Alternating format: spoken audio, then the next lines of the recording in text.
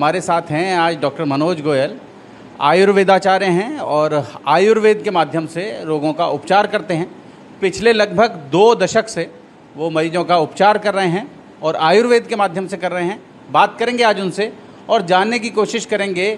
आम तौर पर एलोपैथी का इलाज लेने के बाद लोग थक जाते हैं, खर्चा बहुत ज़्यादा हो जाता है। तो बात करेंगे कि वात, पित्त और कफ का जब संतुलन गड़बड़ाता है तो लोग कैसे बीमार होते हैं और कैसे उनको ठीक किए जाने की ज़रूरत होती है। डॉक्टर साहब, सभी को नमस्कार। No side effect at all. आम तौर पर स्वस्थ रहने के लिए आयुर्वेद में जो भस्म चिकित्सा है, लौह भस्म है, रजत भस्म है या स्वर्ण भस्म है या हीरे से बनाते हैं, कुछ बनाते हैं, उनको पाश्चात्य जगत जो है वो मेटल कहकर तुरंत कहता है कि ये बॉडी में नहीं जाना चाहिए। तो क्या कहते हैं डॉक्टर साहब? देखो, ऐसा होता है हमारे समय में बीमारियां, अब एलोपैथ कल्चर चल रहा है। अब आप देखिए, पहले लोग ज़्यादा स्वस्थ रहते थे, वो आयुर्वेद में जिंदा थे। अब उनको तो किसी को किडनी की प्रॉब्लम कभी सुनने में नहीं आई है, शुगर की कभी सुनने में नहीं आई है। तो लेकिन वेस्टर्न कल्चर कहीं ना कहीं हमारे शास्त्रों को दबाना चाह रहा है और ये चाह रहा है कि कोई किसी भी तरीके से आयुर्वेद को प्रमोट ना करें, कोई गवर्नमेंट इनको कोई हेल्प ना कर पाए, जिसकी वजह से यह है आयुर्वेद को दबाया जा रहा है और कुचला जा रहा है, जिसकी वजह से अदरवाइज़ इनका जो रस उसमें है उनका सही तरह से संधान होता है तो वो कहीं से कहीं तक मेरी गारंटी है वो नुकसान नहीं करती हैं और वो बॉडी को फ़ायदा ही करती हैं।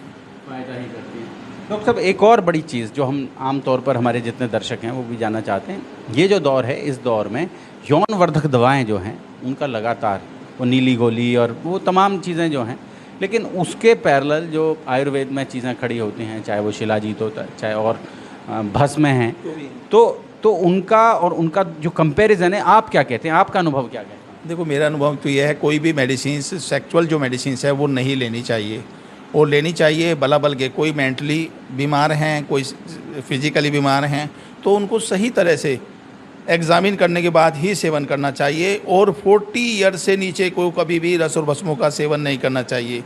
जो 40 ईयर से अबव हैं उनको रस और भस्मों का सेवन करना चाहिए और 60 साल से ऊपर के जो भी लोग हैं उनको भी भस्मों का या कोई भी चीज़ का चिकित्सा है वो सोच समझ के करना चाहिए। उनके बहुत साइड इफ़ेक्ट, कॉम्प्लिकेशन आ रहे हैं। अगर हम लोग अपने बॉडी का इम्यून सिस्टम सही रखेंगे तो हमें बीमारी होगी नहीं और किसी भी तरह की हमें कोई भी सेक्चुअल या किसी तरह की कोई दिक्कत नहीं आएगी। तो कुल मिलाकर ये मनोज जी बता रहे हैं, डॉक्टर मनोज बता रहे हैं कि जो आपका आहार विहार है, जो आपका इम्यून सिस्टम है, अगर वो ठीक होगा तो आप बीमार नहीं पड़ेंगे, आपको रोग नहीं लगेंगे, आपकी देह 100 वर्षों तक शतायु होंगे। आप 100 वर्षों तक। सर, पहले शतायु ही होते थे।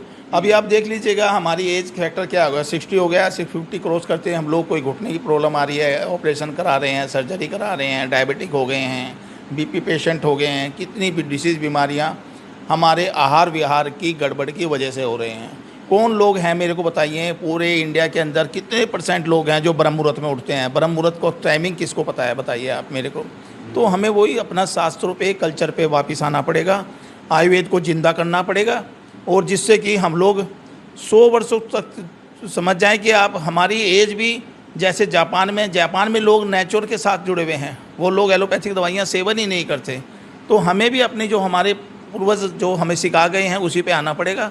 आप देखना कि एक हमारा जो मेरा एक सपना है कि हिंदुस्तान को आयुर्वेद पे लेके जाना है और आयुर्वेद दवाइयों से ही, सही दवाइयों से ही सेट रखना है, बीमार ही कोई नहीं होगा सर।